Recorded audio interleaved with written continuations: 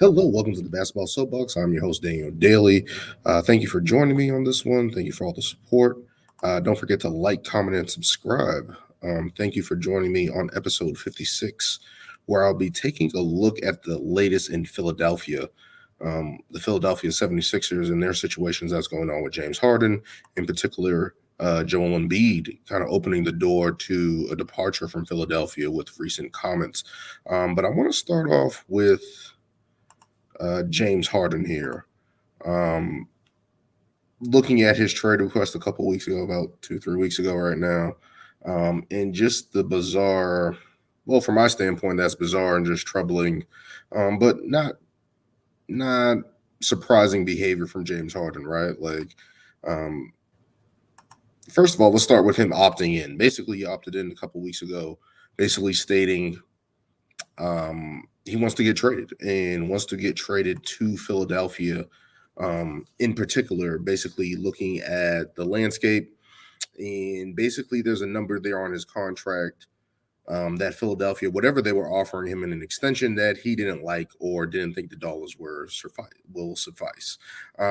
Looking back at what he did last year, obviously extending in on a short-term deal, taking less money, roughly $15 million less than what he could have gotten.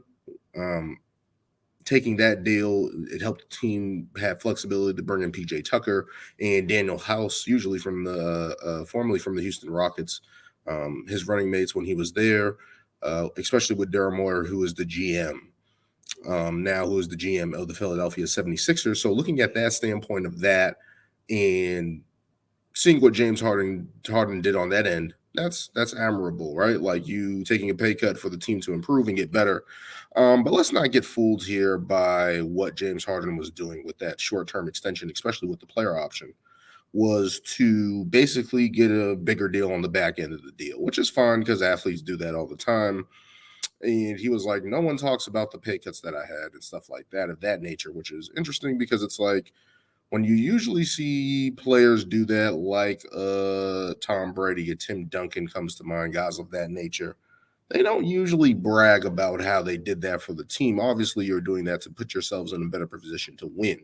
So to look at James Harden from that standpoint and do that, it's like, okay, whatever. But that's just the nature of the business. You know what you were doing. Everybody know what you were doing. The opt out there was there to basically re up, get more money, get in a longer extension that you were thinking about, and to not get it, I can understand it from Philadelphia's standpoint when we look into his playoff history and what he's done. Let's look at his first 4 games against the Celtics. He was masterful in game 1 and game 4. I believe he had 46 in game 1. In game 4, he had 42 points. And over the first 4 games of that series, he had 28.8 points per game, 7.5 assists, 6.3 rebounds on 46% shooting from the field and 41% from 3-point range. And that's what you want to see out of Harden, right? You want to see those type of numbers where he's putting up that amount of points. That means he's dancing on the perimeter, knocking down his shots, and basically orchestrating the game, especially from the offensive side of the ball, and being productive and being creative. That's the positive version of James Harden that we see at many times, of course, during the regular season, over the course of the season in Brooklyn, over the course of the season in his time in Houston, especially where he was an MVP. Getting that type of production is what you usually expect when you bring James Harden in, what Philadelphia was expecting when they brought James Harden in. And he did that over the first 4 games with the Celtics. And then, of course, that game 1 was without Joel Embiid. Of course, he had a knee sprain, but I'll get into that later. But over the last 3 games was the James Harden that we usually hear about in Houston, wearing down over the course of the series in a high intense series, and just going into a dumpster fire of production, not being as effective or aggressive. Over the last 3 games, he's averaged 13 points, 8.7 assists a game, 7 rebounds. But here's the kicker: on 31% shooting and 15% from 3-point range. And that's not what Philadelphia was expecting when they brought James Harden in. They were expecting him to be a little bit more consistent, especially being there with Joel Embiid, Tobias Harris, and basically being the number 2 punch that Ben Simmons wasn't, that they passed on Jimmy Butler for. And they were expecting to get all that out of James Harden. So now we look at this situation here where we're seeing again in the playoffs, once again, James Harden breaking down over the course of a series, not being as effective, not being as an efficient player. And it's the same old Harden story, right? That we see time and time again um, over the course of the years here. And looking at it, it's just like, if I'm Philadelphia, do I want to commit all that money to James Harden, who broke down again in the playoffs? And that's the story here. And I think people looked at the Ben Simmons trade, of course, as a win because you weren't getting any type of production there with a Ben Simmons at that point in time. None, zero, zilch, nothing. So to go from that to James Harden, obviously that's a win in the trade, even in that if it was a short time frame or whatever the case it may be. You were getting somebody who was a former MVP, multiple time All-Star, All NBA player for a player who wasn't giving you anything. That's a win in that retrospective. But over the last 3 games of the series, he turns into Ben Simmons, ironically. Not being aggressive, not shooting a good percentage from the field, being lackluster, and that's what they ultimately got. And Philadelphia is stuck in the same position that it has been for the past, 2 to 3 years now. And they just haven't been able to get over that hump there in Philadelphia. Even with the going up 3-2 against the Boston Celtics, they blow game 6 in Philly. And then in game 7, they get blown out. And James Harden didn't help the situation. And it wasn't all on him. I'm not going to say it's all on him. But when you look at his counterpart, Tyrese Maxey, over the last 3 games, close to 25 points per game and at 45% shooting. So to see James Harden just fall off a cliff again in the playoffs is just becoming the same old story for James Harden. And for him to turn around and sit there and say, hey, I want to trade out of Philadelphia.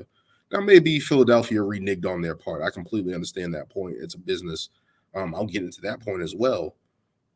Like, Daryl Morey met you at the airport when you got off the private jet and you guys embraced and hugged. That's how badly he wanted to save you from your situation in Houston, which James Harden, even though he didn't handle the best, he did show up to work. It's troubling that James Harden just, again, when a situation doesn't fit his standard, that he wants out. And he's done this every time. Like, we've seen it in Houston. We've seen it in Brooklyn. And now we're seeing it in Philadelphia. And it's like, when is that going to end? And now let's not act like we don't think James Harden is going to be able to find suitors or anything like that. Right now, they're saying the trade market is none right now because Philadelphia is not willing to engage, and they're willing to wait until they get the best deal for them. Of course, Darren Moore did that with Ben Simmons, and it worked out. He had more years on his contract, which kind of helped the situation a little bit. James Harden here doesn't. So now you're trying to figure out here how to maneuver, how to get out of this. And James Harden did say that he said he wants to get uncomfortable, right? Like, he's been comfortable for too long. Now it's time to get uncomfortable. And it's like, what are you talking about? Uncomfortable should have been the low shooting percentage in the playoffs, the poor performances in the playoffs.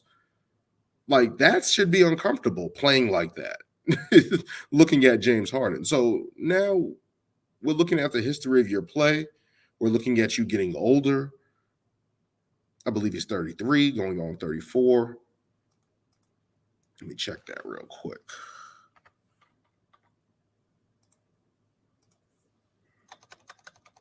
Give me 1 second.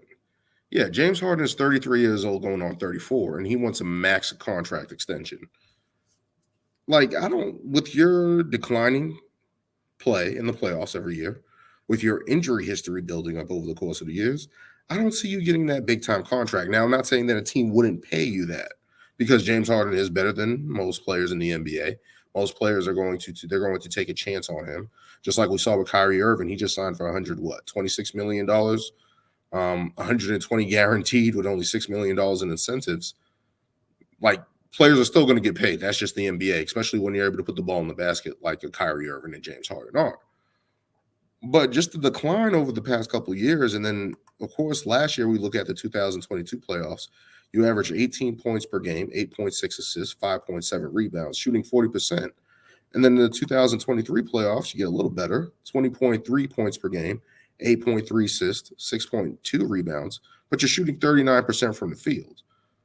So we're not seeing that productivity that we see in the playoff in the regular season from James Harden, which he was an all NBA caliber player on the verge of being an all-star. All these things that we've seen from James Harden during the regular season.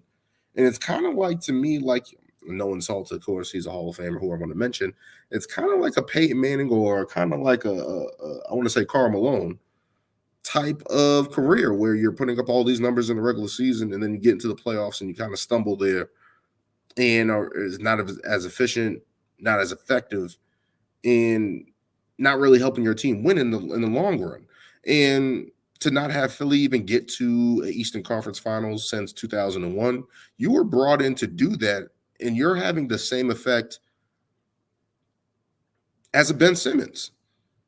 So when you look at what Philadelphia did with Ben Simmons, that whole fiasco, you look at what happened with letting Jimmy Butler go, who got along with Joel Embiid and everything was like, and you see what Jimmy Butler's doing with the Miami Heat.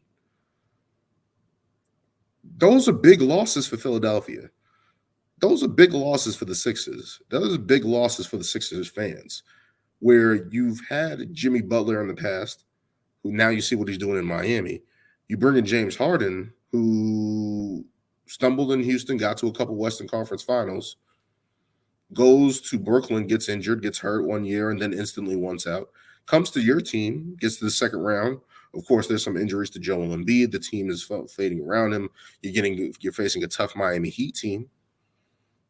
Understandable. But this year, even when you guys had Joel Embiid miss one game in the Eastern Conference semifinals, you get up 3-2 and you blow a 3-2 lead.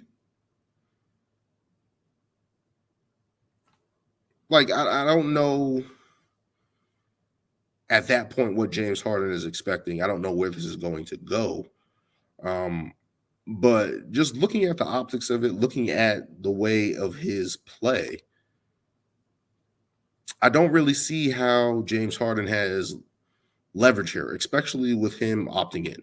I think that was the big mistake that James Harden made, because it was similar to Dwight Howard in 2012 when I believe he said he wanted to go to the Nets, and he could have went there. They could have did a sign and trade or whatever the case may be, but he opted in.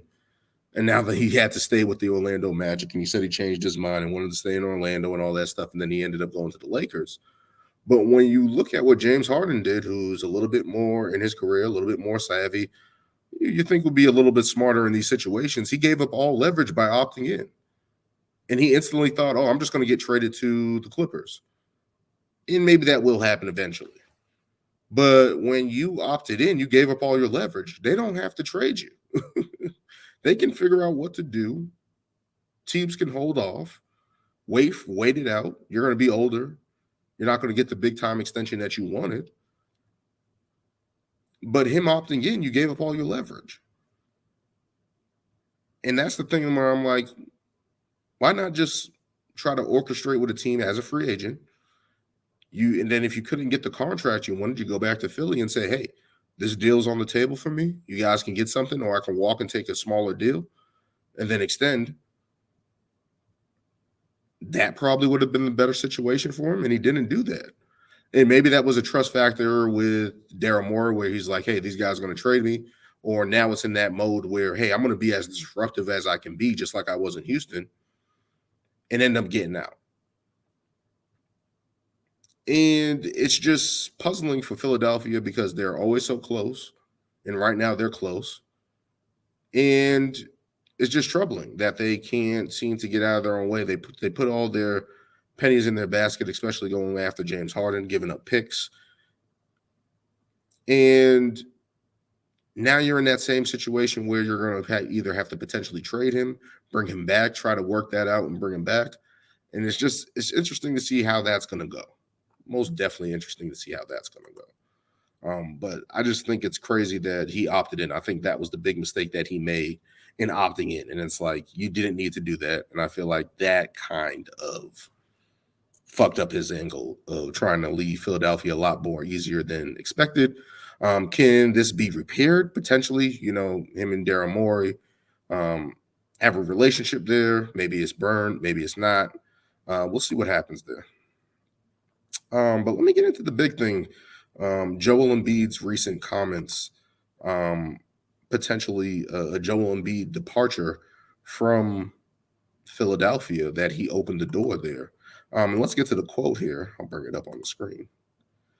Um, Joel Embiid at the Uninterrupted Sports Film Festival with Maverick Carter interview there. He basically said, I just want to win a championship, whatever it takes. I don't know where that's going to be, whether it's in Philly or anywhere else. I just want to win and have a chance to accomplish that. I want to see what it feels like to win that first one, and then you can think about the next one. It's not easy, but it takes more than one or two, three guys. You got to have good people around you. And myself, every single day, I work hard to be at that level so I can make it happen. So every single day, I'm working towards that. Now, to me, there's nothing ultimately wrong with that quote, right? Like, that's something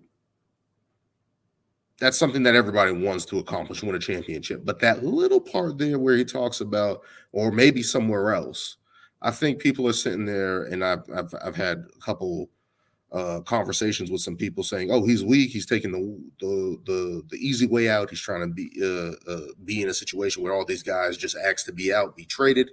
And that might be true with a couple of people, like a Kyrie Irving, like a James Harden, like a Kevin Durant, in situations where these guys want to get traded as soon as something goes wrong or it's not working out.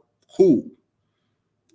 But all those situations are not like that. And I don't think that's a situation like this. Now, if we look at Joel Embiid in the playoffs, the first three games against the Celtics, he was 26 points, nearly 10 rebounds and 3 blocks on 44% shooting, way down from his MVP numbers where he was 33% and a higher field goal percentage, 33 points per game and 10 rebounds. And then the last 3 games of the series, he kind of dipped off a little bit there, 24.7 points, 8.3 rebounds, still getting 3 blocks, but shooting 40%. And we've seen this over the past couple of years where Joel Embiid has dipped a little bit in the playoffs and not as effective as he was in the regular season. And of course, after the MVP season that he had and really trying to chase that, to see that drop in production, maybe it's just the Celtics, maybe it's playing with James Harden and his not being as productive as he was. But Joel Embiid takes some of that blame too, right? Like his production went down a little bit. He wasn't as effective on the offensive end. All the things that we've talked about in the past years with Joel Embiid and, of course, injury history like that. And when we talk about his injury history, in 2022, he had surgery on a thumb and an index finger. He got a concussion and an orbital fracture in his face. That was against Toronto, where he missed, I believe, the first 2 games of the Miami Heat series last year. And that's crazy. Like, that's just something that you can't fight. If you get a concussion or a broken face in that case, it's very difficult to come back and then be all right and be 100% in that. And then in 2023, this year, he had a knee sprain at the end of the Brooklyn series where he missed the last game of the Brooklyn series and he missed the first game of the Celtics series, but was able to come back and try to be productive. And looking at those situations there, it's just like, for Joel Embiid, I understand it on a point of putting the franchise on notice. People might say, oh, he's the franchise player. He hasn't been healthy. He's been injured, not as productive in the playoffs, which are similar. Some of that's true. I'm going to agree with that. I'm not going to put that all on injuries and stuff like that because he has played well. He has played poorly in the playoffs at times.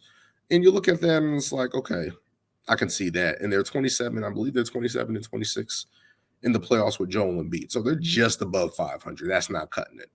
And especially a guy who won MVP, you want to be better than that, especially a guy who you signed an extension. You want to at least get to the third round of the playoffs and then be like, okay, we can figure out something from that standpoint.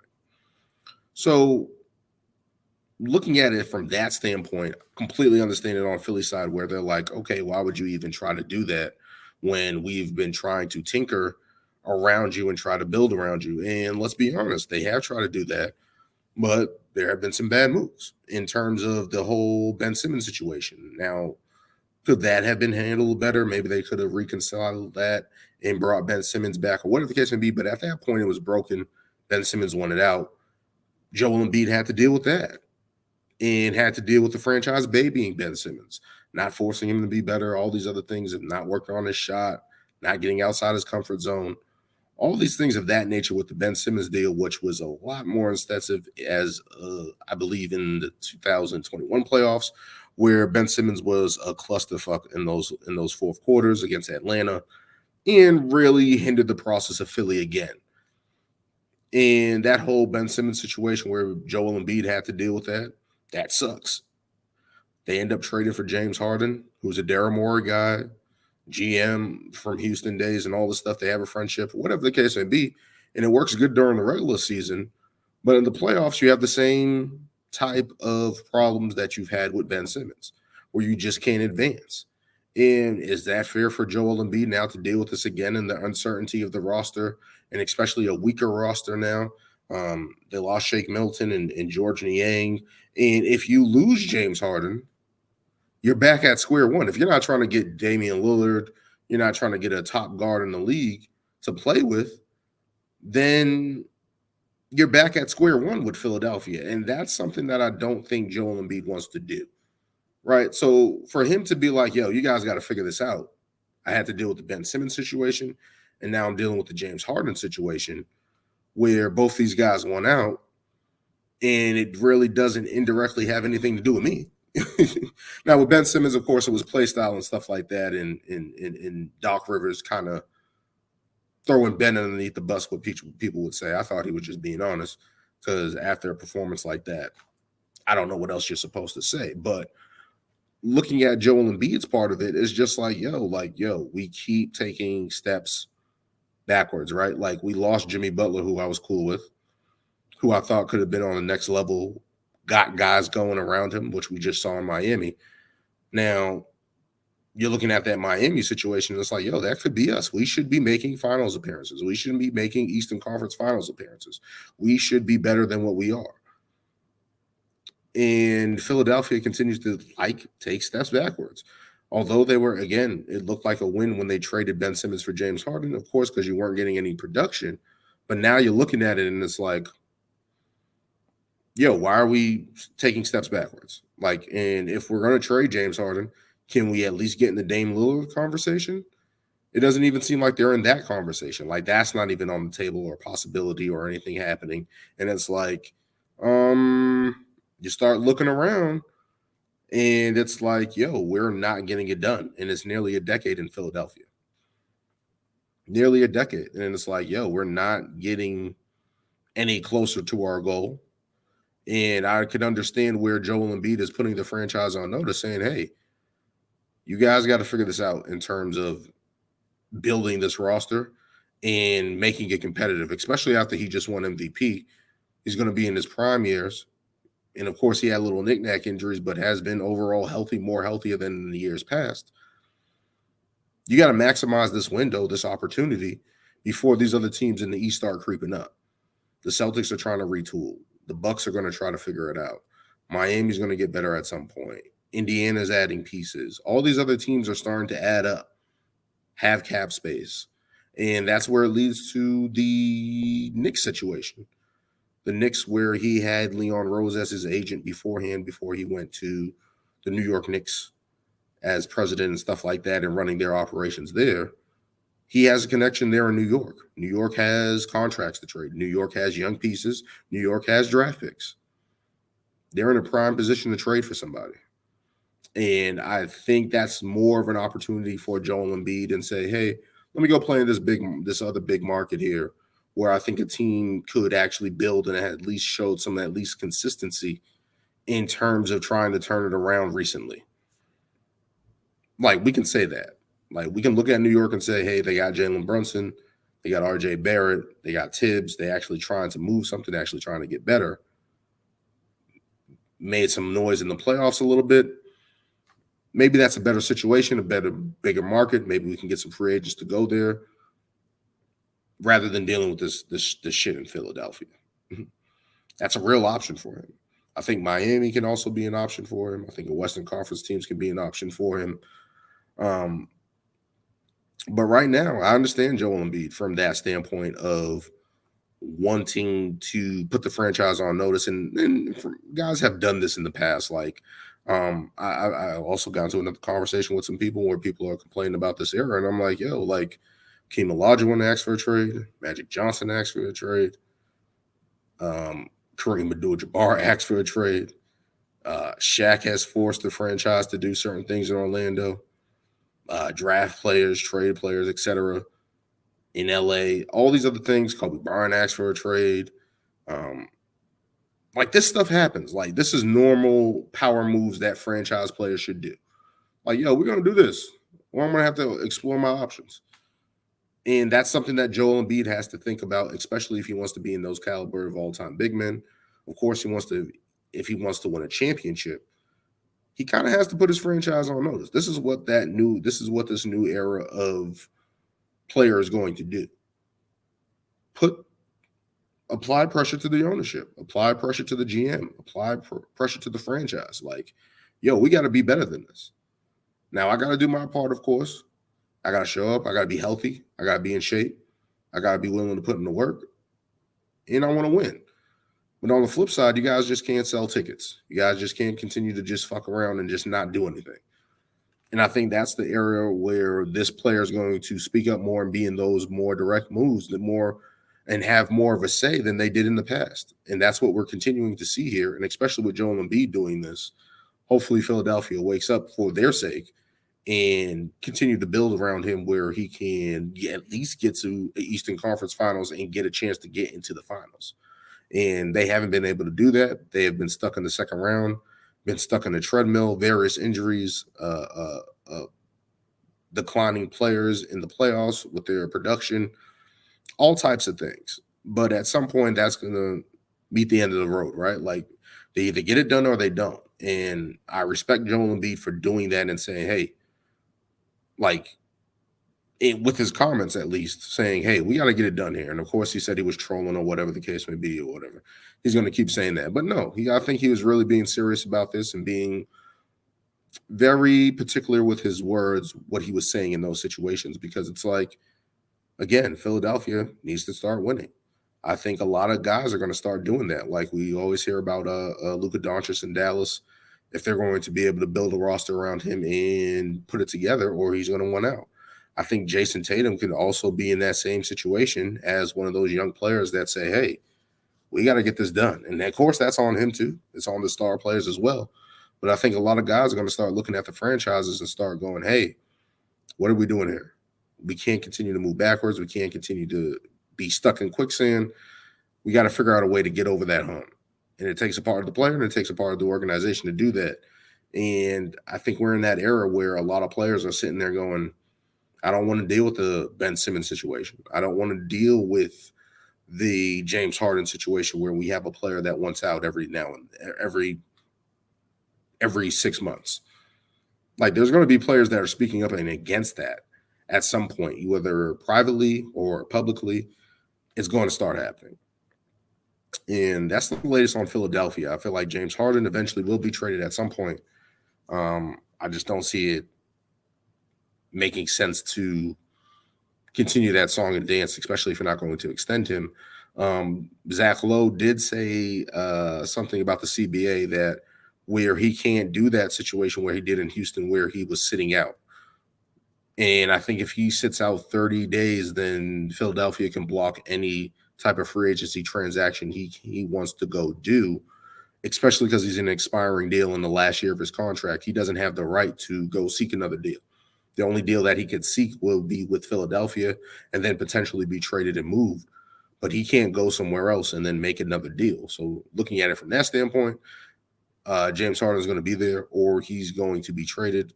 In terms of Joel Embiid putting the franchise on notice, they're on the clock. They're on the clock. That's what those quotes were. That's what that meant. And we're going to see if what that brings in details in the next coming months because they have to figure out the James Harden situation.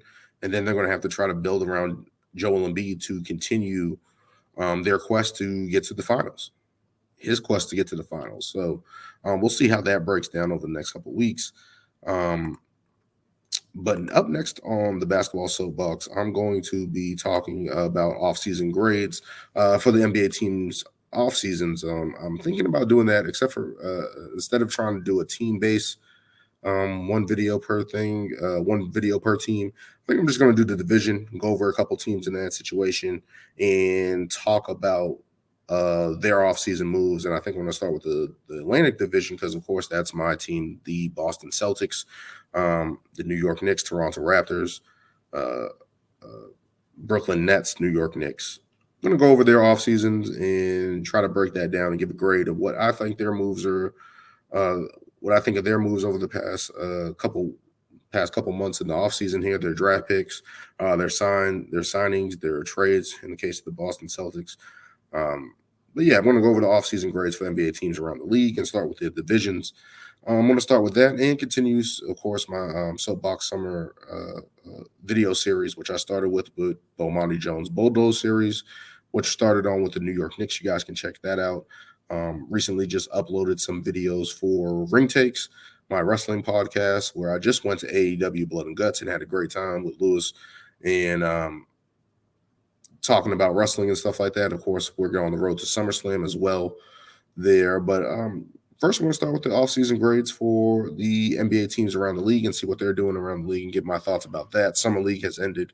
I'll give my thoughts on the Celtics at least, because that's mainly what I was watching and looking for, and seeing how Jordan Walsh was going to perform during Summer League, which I did like. So I'll talk about all that stuff there. If you like what you're hearing, and please go to the YouTube channel, Soapbox Network, like, comment, and subscribe as we continue down this road over the summer until the next season.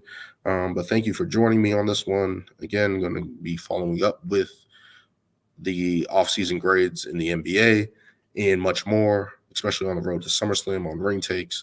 But thank you for joining me. Check out the YouTube page, like, comment, and subscribe. Thank you.